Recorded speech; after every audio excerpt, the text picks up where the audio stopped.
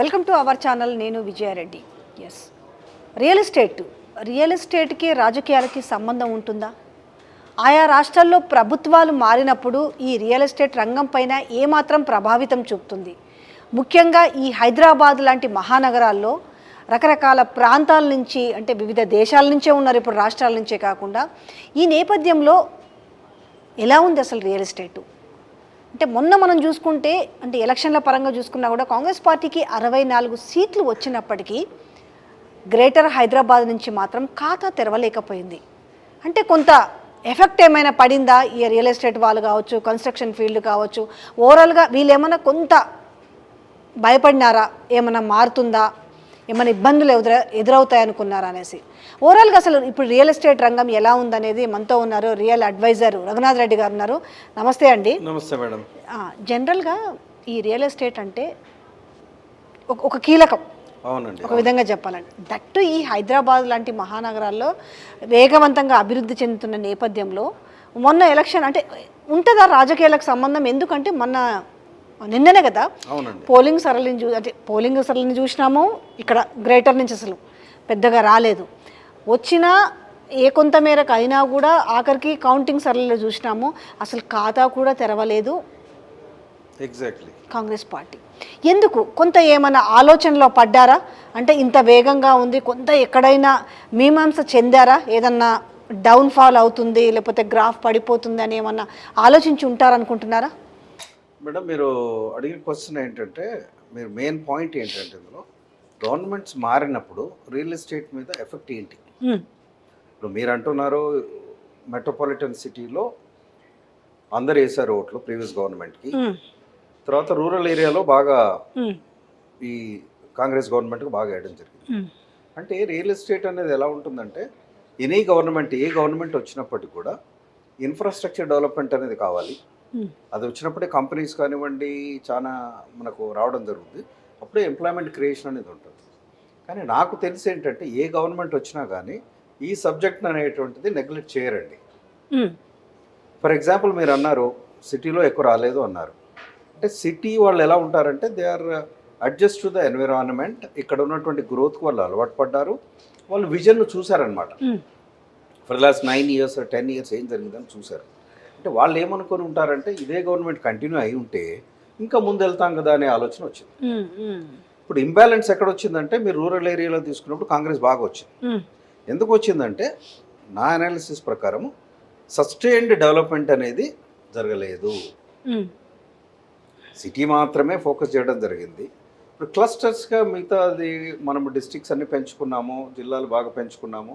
ప్రతి ఏరియాలో government near to the public అనేటువంటి కాన్సెప్ట్ వెళ్ళినప్పుడు అంటే చాలా కారణాలు ఉన్నాయిలేండి. ఇప్పుడు అట్లా చెప్పుకోవాలంటే మనకి ఇప్పుడు ఐటీ సెక్టార్ చూసుకుంటే, సో మనకి జిల్లాకు ఒక ఐటీ హబ్ పడ్డారు. అక్కడ వాళ్ళు అక్కడే జాబులు చేసుకోవడానికి మెడికల్ కాలేజీలు కావచ్చు అయినాయి. కానీ కాకపోతే ఒక మార్పు ఉంటుంది. దాంతోపాటుగా కొంచెం ఈగో కూడా ఉంటుంది. అంటే వాళ్ళు ఏమంటారంటే, కొంత అహంకారానికి దీనికి మధ్యన జరిగిన ఎన్నికలు అంటారు.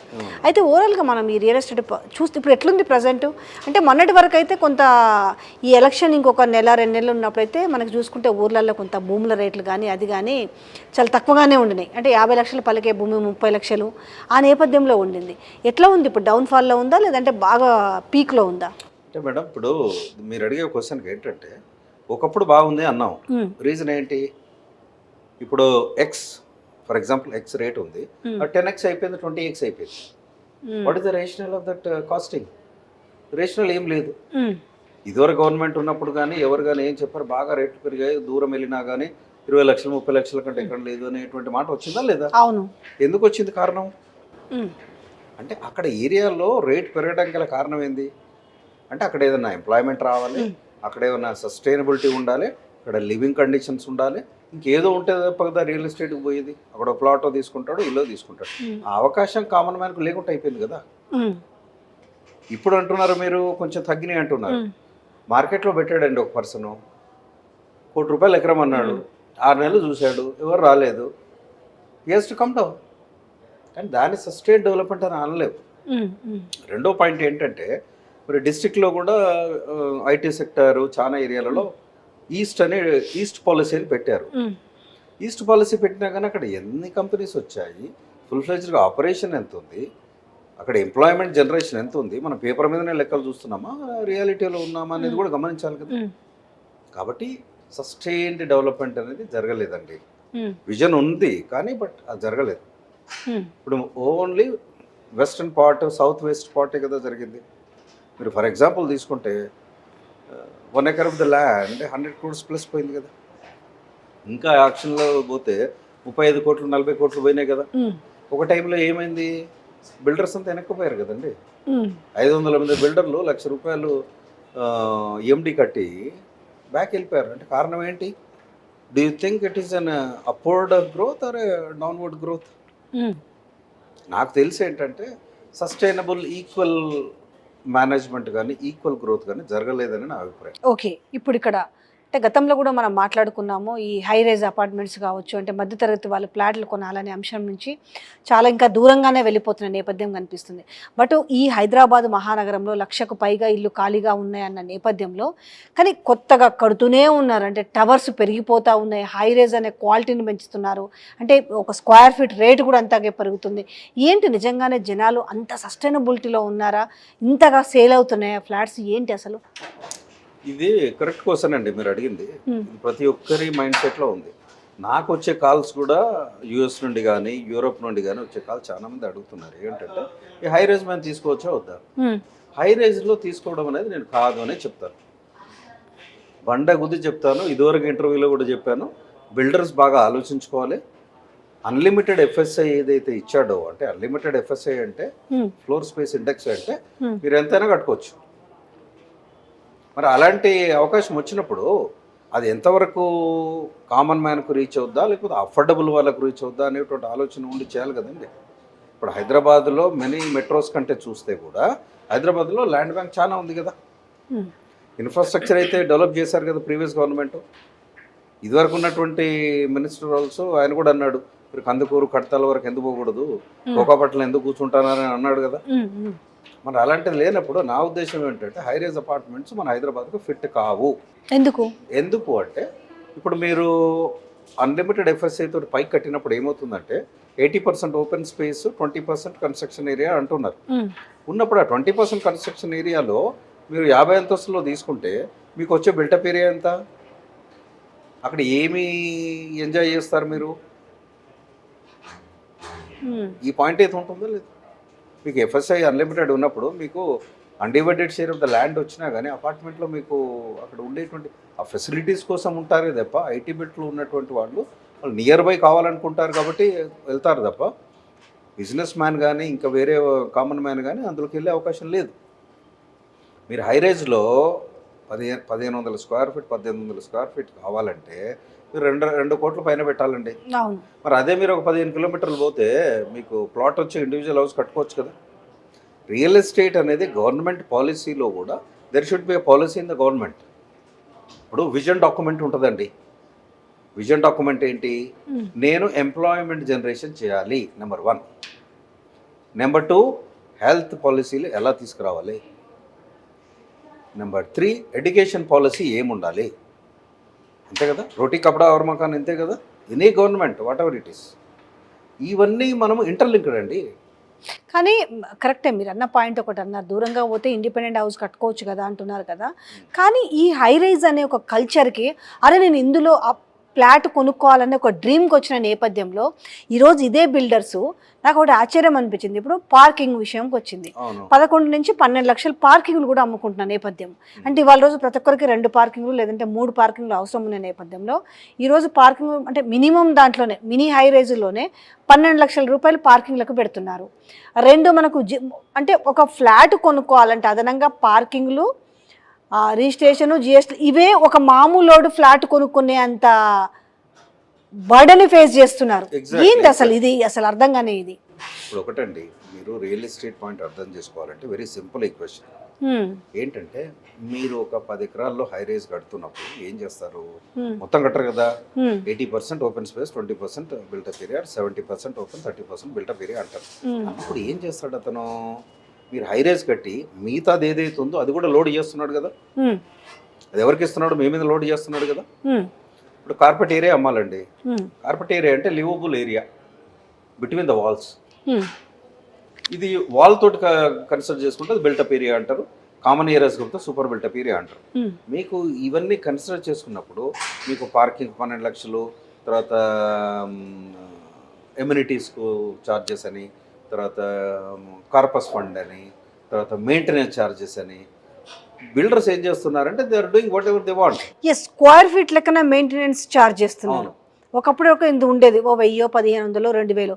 బట్ అలా కాదు, ఇప్పుడు కామన్ ఏరియా కరెంటు సపరేట్ అట, మళ్ళీ స్క్వేర్ ఫీట్కి ఇచ్చే మెయింటెనెన్స్ ఛార్జ్ వేరు, క్లబ్ హౌస్ మళ్ళీ వాటిని రెంట్కి తీసుకోవాలంటే దాన్ని సపరేట్, మళ్ళీ ఏదైనా ఫంక్షన్ చేసిన. ఏంటి ఇదంతా ఏదైనా గ్యాంబ్లింగ్ నడుస్తున్నట్టుగా అనిపిస్తుంది నాకైతే. ఈ వ్యవహారాన్ని అంతా తీసుకెళ్ళి ఫ్లాట్ కొనుక్కున్నోడి మీద భారం వేస్తున్నారు. ఇది గమనించలేకపోతున్నారా కొనుక్కునే బయర్స్, అదే కొనుక్కునే వాళ్ళు? ఇప్పుడు మీరు అడిగిన పాయింట్ చాలా వ్యాలిడ్ పాయింట్ అండి. ఈ ఇష్యూలో నేను నా క్లయింట్ ఒకతను యూఎస్లో ఉంటాడు, రహేజాలకు ఉన్నాడండి. రహేజా ఎక్కడ, అప్సిగూడ దగ్గర, మల్లాపూర్, అక్కడ కొన్నాడు అతను. రహేజా వాళ్ళు ఏం చేస్తున్నారు, అగ్రిమెంట్ ఆఫ్ సేల్ చేస్తానన్నారు, ₹1,00,00,000 ఆయన మాట్లాడుకున్నాడు. అపార్ట్మెంట్ 10 లక్షలు కట్టాడు. అగ్రిమెంట్ ఆఫ్ సేల్ చేసినప్పుడు అందులో undivided share of the land అనేది మెన్షన్ చేయాలి కదా, అది చేయట్లేదు వాళ్ళు. వాళ్ళు ఏమంటున్నారు, సేల్ డీడ్లో చేస్తా అన్నారు.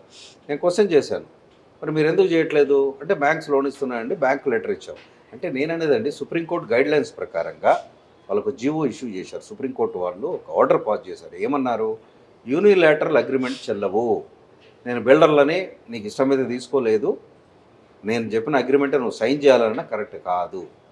ఇదే నేను అన్నాను, మరి మీరు అందరు బిల్డర్ చేస్తున్నారు కదా, యూడిఎస్ మెన్షన్ చేస్తున్నారు కదా, నువ్వు ఇందులో చేయనప్పుడు సెల్ డీడ్లో ఎలా చేస్తావు, గ్యారంటీ ఏంటంటే మాదలా అంటాడు అతను. ఈ క్వశ్చన్ చేశాను.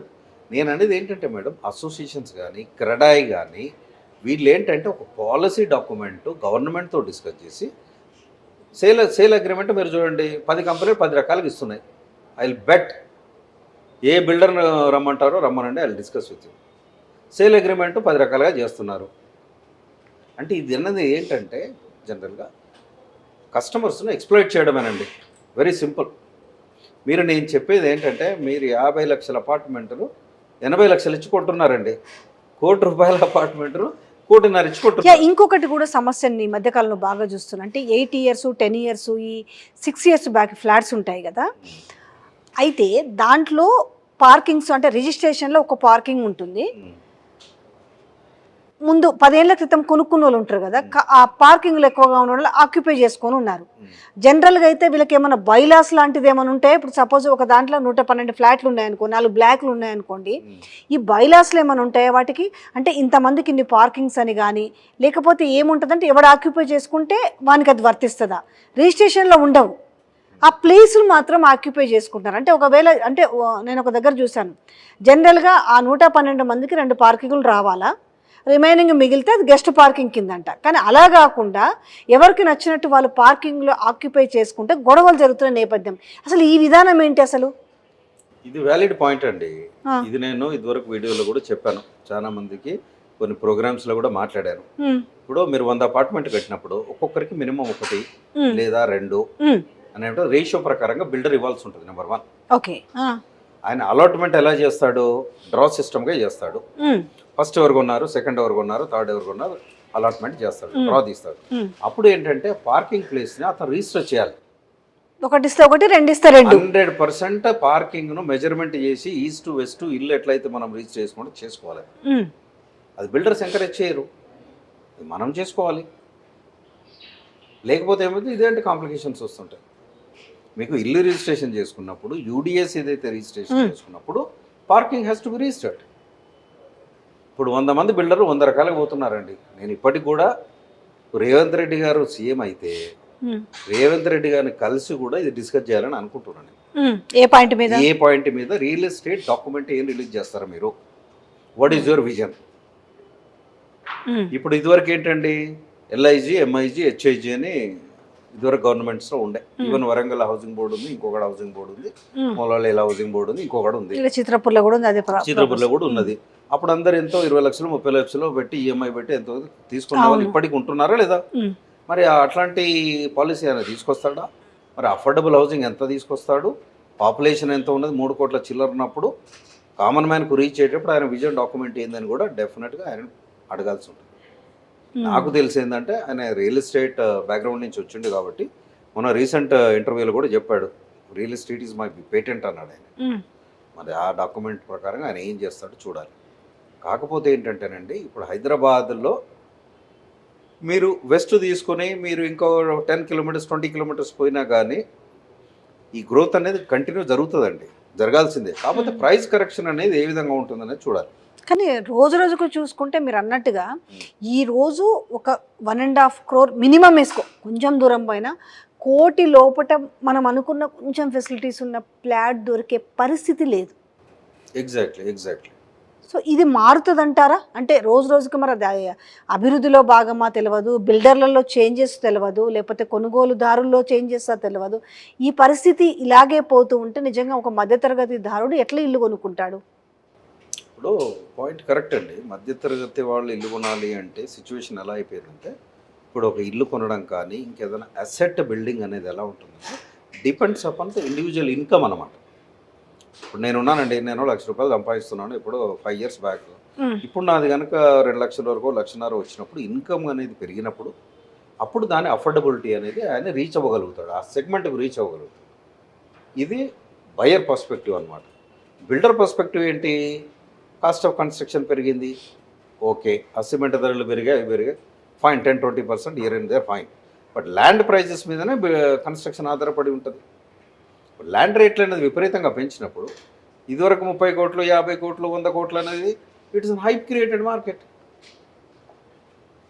ఇప్పుడు దాన్ని అది బిజినెస్ అంటారు కదా అది. మరి ఆ విధంగా రేట్లు పెంచినప్పుడు న్యాచురల్గా బిల్డర్ రేట్లు పెంచుతూ పోతాడు. అందుకోసమే అది రికవరీ చేసుకోవాలి, అతను అందులోంచి ప్రాఫిట్స్ తీసుకోవాలనే ఉద్దేశంగా గవర్నమెంట్ ఏం చేసింది, అన్లిమిటెడ్ ఎఫ్ఎస్ఐ ఇచ్చేసింది. నేను 50 కోట్లు చెప్తానా కొనుక్కో, అన్లిమిటెడ్ ఇచ్చేస్తున్నా, 40 ఫ్లోర్లు 50 ఫ్లోర్లు వెళ్ళు, హై రేజ్లో నువ్వు హై రేజ్ ఛార్జెస్ పెట్టుకో, మొత్తం ఓవరాల్గా దాన్ని స్ప్లిట్ చేసి ఆయన ప్రాఫిట్ తీసుకుంటాడు. కాబట్టి ఏంటంటే కామన్ మ్యాన్కి రీచ్ అవుతుందా అంటే రీచ్ అయ్యే పరిస్థితి లేదండి. రీచ్ అవ్వాలంటే ఏం చేయాలి, క్లస్టర్స్ పెంచాలి. మొన్న రేవంత్ రెడ్డి గారు కూడా ఒక ఇంటర్వ్యూలో విన్నా నేను, ఔటర్ రింగ్ రోడ్ చుట్టూ ఒక 10 కిలోమీటర్స్ రేడియస్లో హౌసింగ్ సెక్టార్స్ను మేము ఇదివరకు అయితే గవర్నమెంట్ చేసిందో ఆ విధంగా వాళ్ళ గవర్నమెంట్ చేసిందో ఆ విధంగా చేస్తానని అతను అన్నాడు. మరి ఆ విధంగా చేస్తే బాగానే ఉంటుంది. కానీ ఇంత అంటే రియల్ ఎస్టేట్ బాగా భూమిలో ఉంది, ఎట్లయినా హైదరాబాద్లో జాగాలంటే ఏంటో చెప్పొచ్చు. ఈ నేపథ్యంలో ఆ అనుకున్నది పాసిబుల్ చేస్తారని నమ్మకం ఉందా? అంటే మీరు అన్నట్టుగా ఔటర్ రింగ్ రోడ్స్ నియర్ బైలో క్లస్టర్స్ పెంచడము, అందరికి అందుబాటులో ఉండడం చేయడం ఒక మాటేనా, ప్రాక్టికాలిటీకి ఎంత దగ్గరగా ఉంటుంది? అంటే ఇప్పుడు చెప్పడం కష్టం అండి. ఎందుకంటే ఇప్పుడు ఉన్నదాన్ని ఇమీడియట్ షిఫ్ట్ చేసి అఫోర్డబుల్ సెగ్మెంట్కి పోవాలనుకుంటే ఇట్ టేక్స్ టైం. ఆయన క్లస్టర్ని ఐడెంటిఫై చేయాలి, గవర్నమెంట్ ల్యాండ్స్ ఉన్నాయా లేకుంటే ప్రైవేట్ ల్యాండ్స్ ఎక్వైర్ చేయడమా, అక్కడ ఏంటి అనేది ఒక పాలసీ డాక్యుమెంట్ అన్నాను కదా, అది తయారు చేయాలి. ఆ పాలసీ డాక్యుమెంట్ తయారు చేసినప్పుడు గవర్నమెంట్ అయితే కన్స్ట్రక్షన్ చేయదు, దీనికి public private partnership PPP mode ద్వారా ఏమైనా ఆయన చేయగలిగితే ఇది బాగుంటుంది ఆయనకు. ఎందుకంటే పూర్తిగా బిల్డర్స్ కమ్యూనిటీకి ఇచ్చారంటే బిల్డర్స్ ఉన్నది బిజినెస్కే కదా, అంతేగాని వాళ్ళకు ఇది 1000 కోట్ల ప్రాజెక్టు దాని మీద 200 కోట్ల ప్రాఫిట్ తీసుకోవాలి అని అనుకుంటారు. కాబట్టి ఈ కమర్షియలైజేషన్ నుండి కామన్ మ్యాన్కు రీచ్ అవ్వాలనుకున్నప్పుడు ఒక డాక్యుమెంట్ అనేది రిలీజ్ చేయాల్సి ఉంటుంది, అది పబ్లిక్ డొమైన్లో పెట్టాల్సి ఉంటుంది. మీలాంటి వాళ్ళు మాలాంటి వాళ్ళు ఇంకా పెద్దవాళ్ళతో డిస్కస్ చేయాల్సి ఉంటుంది, దాన్ని బట్టి క్లస్టర్స్ని ఐడెంటిఫై చేయాల్సి ఉంటుంది. అప్పుడు మాత్రం ఆ అఫోర్డబిలిటీకి రీచ్ అయ్యే ఛాన్సెస్ ఉన్నాయి. అయితే ఇప్పుడు హైరైజ్లలో మేము హైరైజ్లలో ఉంటున్నాము, హైరైజ్ అంటే ఇట్లనే ఉంటుంది అనేసి అందరూ సర్దుకొని కొనుక్కొని పోతున్నారు. అంటే మెయింటెనెన్స్లో భారమే ఎక్కువగా ఉంది. అదే ఆ క్లబ్ హౌజులు చూపించి అక్కడ ఉన్న చిల్డ్రన్ పార్కు, ప్లే ఏరియా అని, స్విమ్మింగ్ పూల్స్ అని ఇవన్నీ చూపించి వాడినా వాడకున్నా వాటి ఛార్జెస్ అన్నీ ముందే వసూలు చేసుకునే పరిస్థితి కనపడుతున్న నేపథ్యంలో ఎందుకు కొనుక్కుంటప్పుడు ఆలోచన లేదా, మేము హైరైజ్లో ఉంటున్నామన్న ఒక ఆలోచన దీన్ని కనుమరుగు చేస్తుంది అనుకోవచ్చా? మీరు అన్న పాయింట్ వ్యాలిడ్ పాయింట్. అంటే ఇంకో పాయింట్ నేను మీకు దీనికి కరస్పాండింగ్గా చెప్తా. క్లబ్ హౌస్ ఎవరిది ఉంటుంది అనుకుంటున్నారు? ఇప్పుడు ఒక పెద్ద అవును, ఆ క్లబ్ హౌస్ ఎవరిది అసలు మీ ఆలోచన ప్రకారం? అందరిది అనుకుంటున్నాం మేము. No, it belongs to a builder. మీకు అందులో వాటా బిల్డర్ ఇవ్వట్లేడు, క్లబ్ హౌస్లు ఇవ్వట్లేదు. ఓన్లీ మేమేమనుకుంటున్నాం అంటే అందరికీ చెందిందేమో. అంటే ఇప్పుడు ఏదైతే ఒక అపార్ట్మెంట్ కడతారో ఒక హై రైజ్ అనుకుందాం, ఒక 100, 120, 150 అనుకుందాము. సో వాళ్ళందరికీ దాని మీద రైట్స్ ఉండవా? రైట్స్ అనేది సబ్జెక్ట్ టు హిజ్ అప్రూవల్. ఆయన ఏమిస్తాడు డాక్యుమెంట్లో మీరు కనుక క్లియర్గా మెన్షన్ చేస్తే క్లబ్ హౌస్ అనేది వాడుకోవడానికి మాత్రమే, దానికి ఫీజులు ఉంటాయి, దానికి ఒక స్లాట్ బుక్ చేసుకోవాలి, అప్పుడే అందులోకి రావాల్సి ఉంటుంది అనేటువంటి టర్మ్స్ అండ్ కండిషన్ పెడతాడు. ఇది యాక్చువల్గా నేను చూసిన రహీజాలు కూడా అడిగి అయితే point I'm debatable on this issue. Raheja వాళ్ళు ఏమన్నారు, క్లబ్ హౌస్లో మేము ఇస్తున్నామండి అంటే, క్లబ్ హౌస్ ఎవరికి ఇస్తున్నామన్నా మాదే అన్నాడు. మరి రేపు క్లబ్ హౌస్ అమ్ముకొని వెళ్ళిపోతావు, మరి వీళ్ళ పరిస్థితి ఏందని అడిగి వాళ్ళు చెప్పరండి. ఇప్పుడైతే కామన్ మ్యాన్కు ఈ రోజు కాదు ఇంకా 10 సంవత్సరాలైనా కామన్ మ్యాన్ క్వశ్చన్ చేసే రైటు చాలా తక్కువగా ఉంది. మీరు పెద్ద బిల్డర్ XYZ బిల్డర్ దగ్గరికి వెళ్ళి అడగండి, షో మీ యువర్ డాక్యుమెంట్స్ అని అడగండి. నువ్వు డెవలప్మెంట్కి తీసుకున్నావా, కొన్నావా, నీ లీగల్ టైటిల్ ఏందని అడగండి, ఇస్తాడా? మీరు కడుతున్నారు, మేము ఫస్ట్ వెళ్ళి చూస్తాము, క్వాలిటీ ఆఫ్ కన్స్ట్రక్షన్ ఏముంది చూపిస్తాడా? ఆ పెద్ద బంగ్లా ఉంటుంది, ఆఫీస్ ఉంటుంది, ముందు అది చూసేసరికి మేము ఇందులో మంచి దాంట్లో కొంటున్నాం. ఆ అంబియన్స్ ఎంట్రనే ఎవరి ఫ్లాట్లో వాడే ఉండాలి, వాళ్ళ ఫ్లాట్ వాడే బాగు చేసుకోవాలి, లైట్లు పెట్టాలన్నా ఏవి పెట్టుకోవాలన్నా వాడేదో మినిమం డోర్లో ఏదో పెట్టిస్తున్నాం అనుకోండి. కానీ ఆ ఎంట్రన్స్ ఆ భ్రమలో ఉంచుతున్నారు కదా. అవును, అరే ఎంత లగ్జరీగా ఉంది క్లబ్ హౌస్. ఈరోజు క్లబ్ హౌస్ అనేది ఒక ఫ్యాషన్ అయిపోయింది. అవును, ఎగ్జాక్ట్. క్లబ్ హౌస్ లేని అపార్ట్మెంట్లో ఉంటున్నారంటే అది ఇప్పుడు ఒక లో క్లాస్ కింద వస్తుంది. కానీ ఆ క్లబ్ హౌస్ ఎవరిది అనేది ఎవరికి చర్చ రావట్లేదు. క్లబ్ హౌస్ మీది కాదు, కానీ ఆ క్లబ్ హౌస్ మెయింటెనెన్స్ పడుతుంది, అవును, ఈ చుట్టూ ఉన్న గార్డెనింగ్ మెయింటెనెన్స్ పడుతుంది, అవును, మొత్తము వాళ్ళ మీద తీసుకుంటున్నారు. అందుకే మేడం నేనేమంటున్నాను, మీరు ₹1,00,00,000 ఇల్లు కనుక కరెక్ట్గా మనం అసెస్ చేస్తే ₹1,00,00,000 ఉంటే వీళ్ళు 40% రైజ్ చేసి 1,40,00,000, 1,50,000 మళ్ళీ దానికి అడిషనల్గా మీరు అన్నట్టు మెయింటెనెన్స్ ఛార్జెస్, XYZ ఛార్జెస్ ఇవన్నీ పెడుతున్నారు. క్లబ్ హౌస్ మాత్రం ఓన్లీ పర్మిషన్ మాత్రమే ఉంటుంది. అంటే ఇంకొకటి కూడా ఉంది. ఇప్పుడు ఒక 2000 ఇప్పుడు మన ఒక 10 years బ్యాక్ అపార్ట్మెంట్స్ అండ్ ఇప్పుడు హై రేంజ్లో చూసుకుంటే మనకి ఒక 2000 square feet హౌస్ చూసుకుంటే ఈ 10 years బ్యాక్ దాంట్లోనేమో ఎక్కువ వస్తుంది ఇల్లు, ఏమంటారు దాన్ని, బిల్టప్ ఏరియా. వీటిలలో లేదు. అంటే ఎక్కడ పోతుంది అంటే స్పేస్ ఇట్లా రావట్లేదు. దీనికి దానికి చాలా వేరియేషన్ కనిపిస్తుంది. ఎగ్జాక్ట్లీ. ఇదేంటంటే స్టాండర్డ్ లోన్ బిల్డింగ్ తీసుకోండి, 1000 గజంలో కట్టాడు, ఎన్ని ఒక 20 అపార్ట్మెంట్లు కట్టాడు. అప్పుడు ఏమైందంటే మీకు ల్యాండ్ ఏరియా ఎక్కువ ఉంది, నెంబర్ ఆఫ్ అపార్ట్మెంట్స్ తక్కువ ఉన్నప్పుడు మీకు అది స్పేస్ అనేది ఎక్కువ వస్తుంది. మీకు ఇక్కడ తక్కువ ల్యాండ్లో హై రైజ్ కట్టేసి ఉన్నప్పుడు ఏం చేస్తాడో ఆ particular area number of apartments పెరిగాయి కాబట్టి మీకు వచ్చే షేర్ తక్కువ ఉంటుంది. ఇంకొక గమ్మత్తైన విషయం ఏంటంటే నేను చాలా కొన్ని మైన్యూట్ చాలా గమనించాను. బిల్డింగ్ ఎలివేషన్ కోసము అవసరం ఉన్నా లేకపోయినా బాల్కనీలు ఎత్తుతున్నారు బిల్డింగ్ ఎలివేషన్ కోసం. ఆ బిల్డింగ్ ఎలివేషన్ కోసం చేసిన బాల్కనీలలో స్పేస్ పోతుంది, ఇల్లు చిన్నగా వస్తుంది. బట్ ఇన్ని జరుగుతున్నా కూడా హై రైజ్ కోసం పరుగులు ఎడుతారు. కానీ అరే 2000 square feet ఇల్లు కొన్నాం కానీ బెడ్రూమ్లు చిన్నవి. మీకు 30% తీసేయండి, 600 పోతే 1200, 1300 ఉంటుంది. 30%? 30%. అక్కడ మీకు 40% కూడా పోతుంది. పేరుకు మాత్రం మేము ఇంతది కొన్నాము. మరి మొత్తం కలుపుతాడు కదా, మీ బాల్కనీస్ కలుపుతాడు, కామన్ కలుపుతాడు, మొత్తం అన్ని కలిపేస్తాడు కదా. That is called the super built of area selling. ఇప్పుడు అమ్మడం అంటే సూపర్ బిల్ట్ ఆఫ్ ఏరియా అన్ని కలిపిందాన్ని అమ్ముతారు. బట్ వెరాజ్ ఇన్ బాంబే కానీ అటు side only they are selling carpet ఏరియానే, లివబుల్ ఏరియానే అమ్ముతున్నారు. వాళ్ళు ఏం చేస్తారు, కాస్ట్ పెంచేస్తారు. ఇప్పుడు మీకు ఈ కార్పెట్ ఏరియాని అమ్మాలనే రూల్ కనుక పాస్ చేస్తే ఇవన్నీ కలిపి ఈ రేట్ నువ్వు దీనికి యాడ్ చేసి రేట్ పెంచేసి, కామన్ ఏరియాలలో బాగా డబ్బులు రావండి, అందరికీ వేస్తారు కదా. అవును, అది అందరికీ వేస్తున్నారు కాబట్టి అందరికీ డివైడ్ చేస్తాడు. మీకు 100 మంది ఉన్నారు, కామన్ ఏరియా ఎంత ఉంది దాన్ని డివైడ్ చేస్తాడు. మీరు 1000 square feet తీసుకున్నారు, దానికి తగ్గట్టు వేస్తాడు. 2000 అంటే కొంచెం ఎక్కువ వేస్తాడు. నేను అనేది ఏంటంటే పబ్లిక్ మైండ్లో కూడా మైండ్ సెట్ చేంజ్ కావాలండి. చాలా మంది టెంప్టేషన్కి పోతున్నారు. మెయిన్ అక్కడే జరుగుతుంది. మళ్ళీ ఏంటి, ఇంత డబ్బులు అదనంగా పెడుతున్నాం అనుకుంటానే పోనీలే హై రైజ్ కదా. ఒక హై రైజ్ అనే పేరు ఎంత తింటున్నారు అనేది. అంటే మొన్న మా సిస్టర్ వాళ్ళు ఇల్లు కొంటే అదనంగా 1.5 year మెయింటెనెన్స్ ముందు అంటే అంటే వాళ్ళది ఒక తీసుకుంటారు ముందు. ఎందుకు అని అంటే అది ఏర్పడిన తర్వాత ఎంత డిసైడ్ చేస్తే తెలియదు, 2 lakhs ముందే. కార్పస్ ఫండ్ సపరేట్, కార్పస్ ఫండ్లలో కోట్ల అవినీతి మళ్ళా బయట రాజకీయాల్లోనే కాదు, కార్పస్ ఫండ్ పేరు తీసుకోవడము, దాని పనులు అవి లోపల ఎవరైతే ఉంటారో ప్రెసిడెంట్ సెక్రటరీ అది తినడం, అదొక విభాగం అయితే. సో ఇది చూసుకుంటే 1,00,000 జెన్యున్గా ఫ్లాట్ అంటే వాళ్ళు చెప్పిన లెక్క ప్రకారము 1,31 స్క్వేర్ ఫీట్ ప్రకారం అయితే 21 లక్షల అదనంగా అవుతుంది. అదే మీకు ఇవన్నీ వస్తాయండి, తడిసి మోపడి అవుతుంది ఇది. జనాలు కూడా ఏంటంటే ఐటీ సెక్టర్ వాళ్ళు కాస్త బిజినెస్ సెక్టర్ వాళ్ళు దాన్ని ప్రిఫర్ చేస్తున్నారు, బయట వాళ్ళు కూడా ప్రిఫర్ చేస్తున్నారు. హైదరాబాద్ ఎయిర్పోర్ట్ దగ్గర ఉంటుంది, వెస్ట్ బాగా చేస్తుంది అనే ఆలోచనతో పోతున్నారు తప్ప, బట్ కామన్ మ్యాన్ ఆ రేంజ్లో పోవడం కూడా కరెక్ట్ కాదు. నాకు తెలిసి హై రేంజ్ అనేది సూటబుల్ కాదండి హైదరాబాద్లో.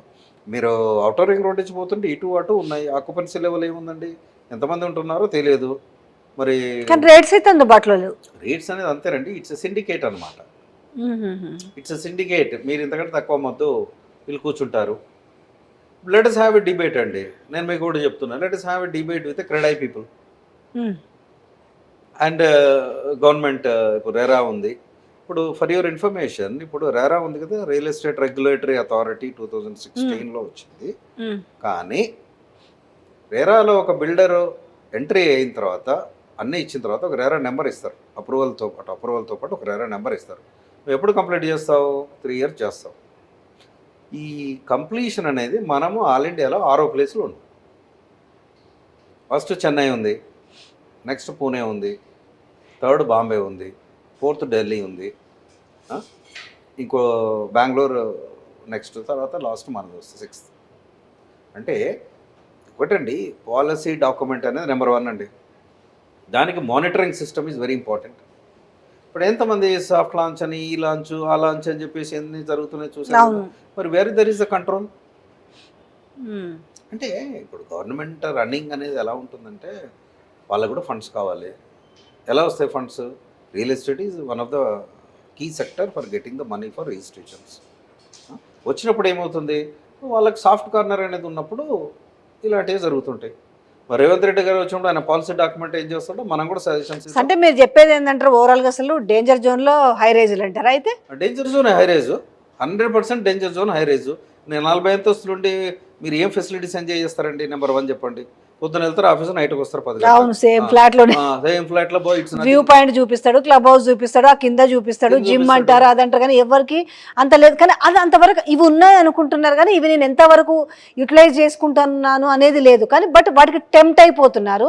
రెండోది ఒకటి, ఆ టెంప్టింగ్లో భాగంగా వ్యూ పాయింట్ ఒకటి చూసుకుంటూ ఉంటారు. అంటే ఆ హై పెరుగుతూ ఉంటాయి. ఒకప్పుడు పైన ఉన్న ఫ్లాట్లకు రేట్ తక్కువ, కింద ఉన్న ఫ్లాట్లకు ఆ పరిస్థితి. ఇప్పుడు అట్లా కాదు, హై పోతూ ఉంటే ఫ్లోర్లు పెరుగుతూ ఉంటే రేట్ ఎక్కువ కదా, ఒక వ్యూ పాయింట్ని ఎంజాయ్ చేయొచ్చు అనేసి ఇవన్నీ భాగంగా ఒక కొనుక్కునే వాళ్ళు దాంట్లో పడుతున్నారు. సింపుల్ అండి, మోసగించేవాడు.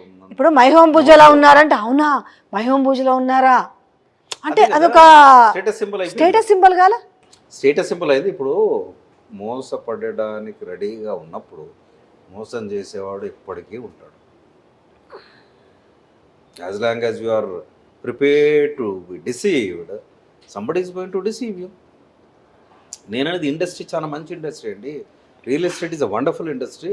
అగ్రికల్చర్ ఇండస్ట్రీ తర్వాత real estate industry, IT industry, ఇవన్నీ ఎంప్లాయ్మెంట్ జనరేషన్కి ఉన్నాయి. చాలా ప్రతి ఒక్కరు కొనుక్కోవాల్సింది కదండి. ఇల్లు కొనుక్కోవాలి, ప్లాట్ కొనుక్కోవాలి, ల్యాండ్ కొనుక్కోవాలి. అది ఒక డ్రీమ్ కదా కొనుక్కోవాలనేది. ఇప్పుడు ఊర్లో జాగా అయినా సరే అమ్ముకొని హైదరాబాద్ ఇల్లు కొనుక్కునే వాళ్ళు ఆ సంఖ్య ఎంత మేరకు ఉందంటే, నిజంగా చెప్పాలంటే ఆ నేపథ్యంలో ఇటు ఐటీ ఎంప్లాయీస్ వల్ల ఒకటి, ఎందుకంటే ఐటీ జీతాల వల్ల లోన్లు బాగా వస్తాయి కాబట్టి దానివల్ల ఒకటి హై రేజ్లు కొనడం.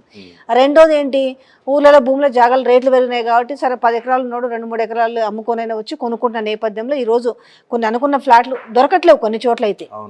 ఆ నేపథ్యం ఉంది, కొన్ని చోట్ల విరివిగా ఉన్నాయి. అనుకున్న ఫ్లాట్ నాకున్న ఫెసిలిటీస్ ప్రకారం దొరకాలంటే కూడా సెర్చింగే ఉంది. మరి ఆ నేపథ్యంలో కరెక్టే మీరు అన్నది. ఇప్పుడు బిల్డర్ XYZ బిల్డర్ ఉన్నాడండి, ఆయన కడుతున్నాడు. ఇప్పుడు కోకాపేట్ కానీ, గండిపేట్ కానీ, మన ఈ కొల్లూరు కానీ ఏరియాస్లో కడుతున్నాడు. అక్కడ చూస్తే మీకు సిటీకి 15-20 కిలోమీటర్లు ఉంటుంది. అక్కడ కూడా ఏం తక్కువ లేవు రేట్లు. నేను అనేది ఒకటి మేడం, మీరు మంచిరేవుల, కొల్లూరు లేకపోతే ఇంకోటి కూడా ఎక్కడ కూడా తక్కువలో తక్కువ 6,500 స్క్వేర్ ఫీట్కి ఎక్కడ తక్కువ లేదు. అవును, ఎగ్జాక్ట్లీ. మీరు ప్రీ లాంచ్లో తీసుకుంటే కూడా 6,000 చేంజ్. ఒక 5,500 అనేది కూడా పోయింది మార్కెట్లో. అవునవును. అంటే మేడం ఇప్పుడు కాస్ట్ ఆఫ్ కన్స్ట్రక్షన్ కూడా చాలా పెరిగిందండి. ఒక వ్యాలిడ్ పాయింట్, దానికి మనం ఏం చేయలేము.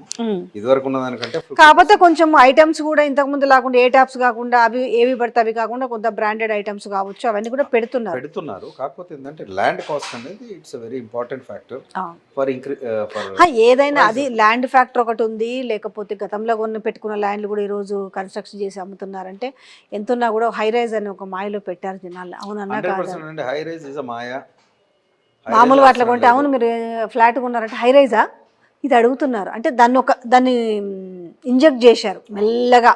ఆ ఇంజెక్ట్ ఈరోజు డబ్బులు సంపాదించి పెడుతుంది వాళ్ళకి, వీళ్ళ జేబులు గుల్ల అవుతున్నాయి అంతే.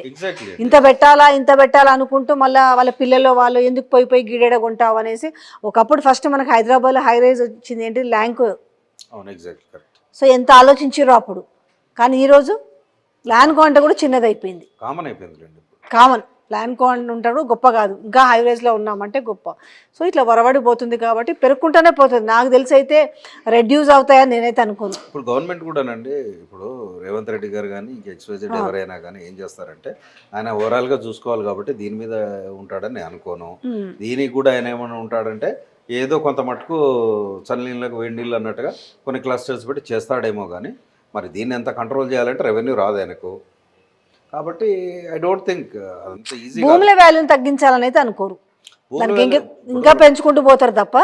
అంటే హైదరాబాద్లో అంటే ఫస్ట్ దాని గ్రోత్ గానే చూపించుకుంటారు కదా.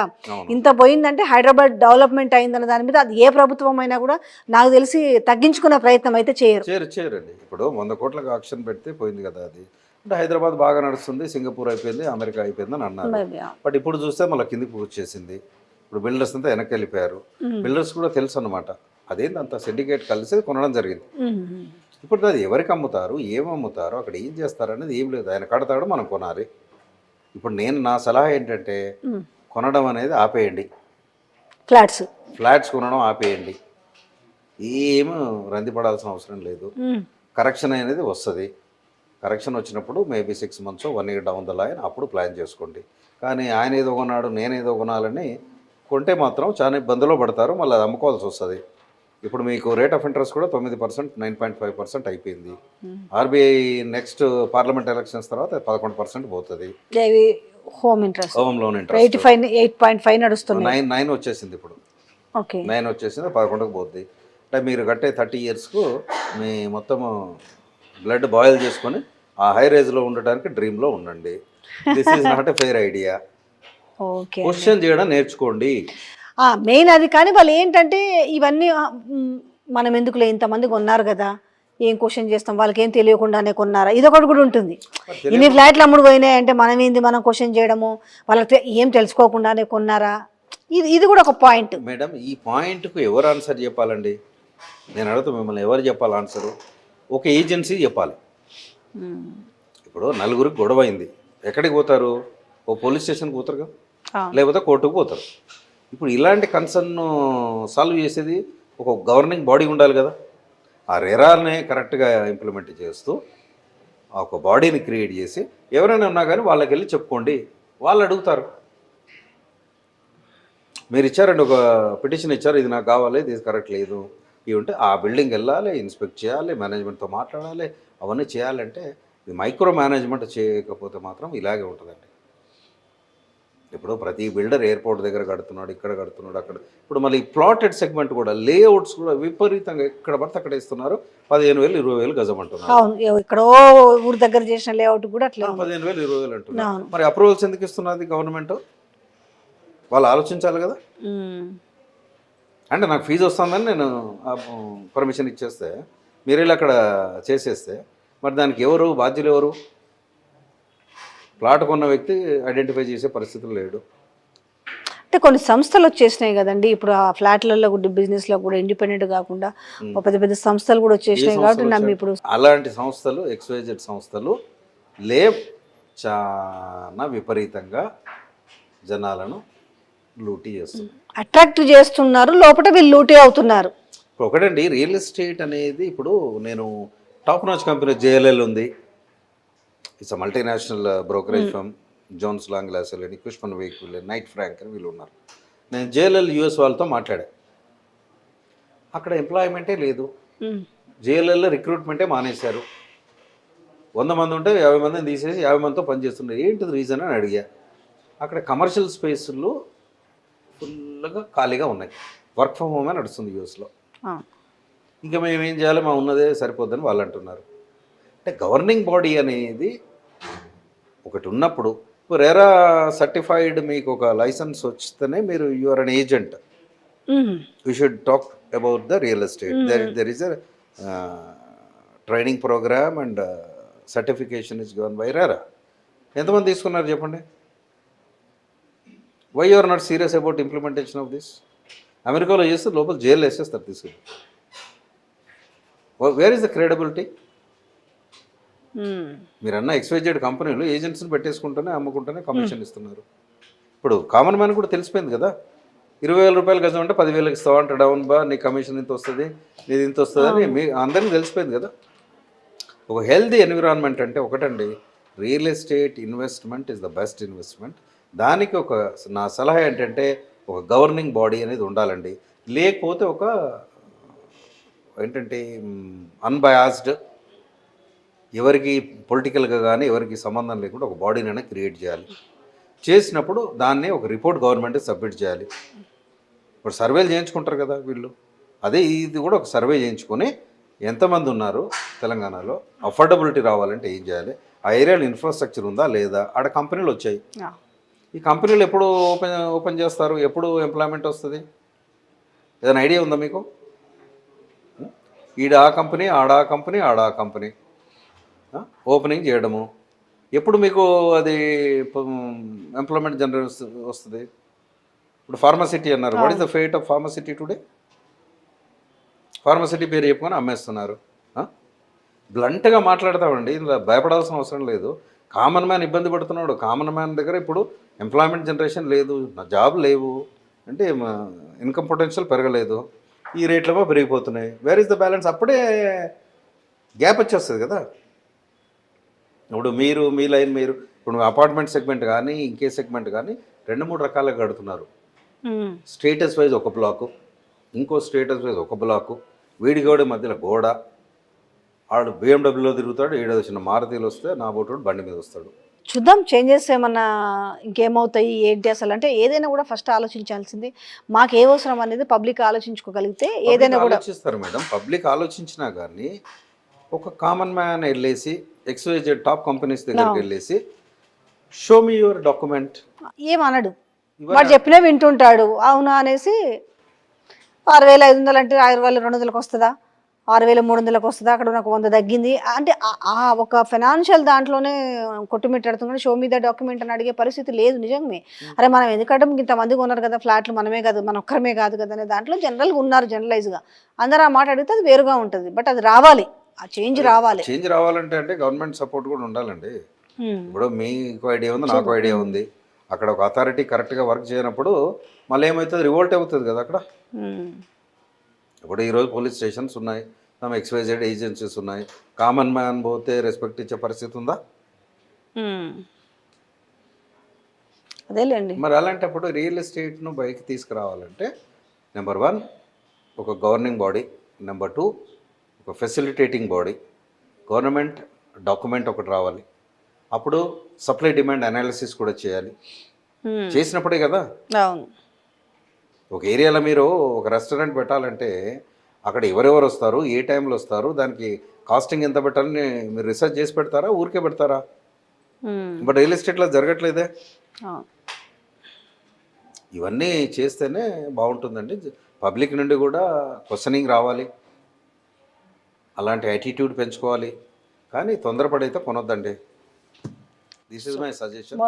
తనకి ఆలోచించుకొని బెస్ట్ అడ్వైజ్ అయితే చేశారండి. తీసుకోండి. మాది వికీరియల్ అనే సంస్థ ఉంది, మీరు అడ్వైజ్ అయితే ఇస్తారు. WIKRE. డెఫినెట్ గా మా కామెంట్స్ లో అడిగితే కూడా మేము నెంబర్స్ అడిగితే కూడా కంపల్సరీ ఇస్తామండి.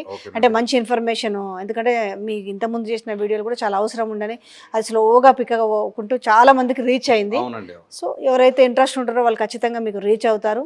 సో ఎనీహౌ అండి, మంచి ఇన్ఫర్మేషన్ ఇచ్చారు. Thank you so much. Thanks అండి.